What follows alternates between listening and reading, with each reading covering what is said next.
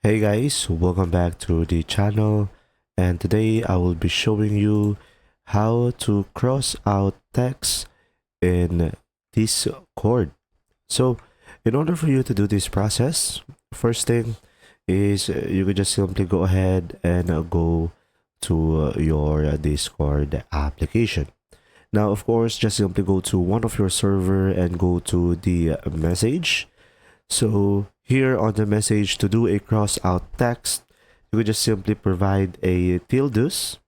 So it could be found on your keyboard at the top of the one, as you can see over here. So provide the tildes. And now once you are here, of course, space and provide your text that you want to cross out, and just simply provide another two tildes in order for you to apply the text. As you can see over here, it is showing the preview. And now, as you can see, guys, I have created a cross out text.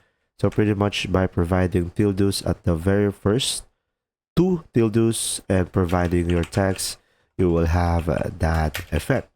And pretty much from here, make sure to close it in order for you to apply the changes. If you found this video helpful, please like and subscribe. And if you have any questions, just simply go ahead and comment down below, and we will do our best to answer them all. And see you in the next video.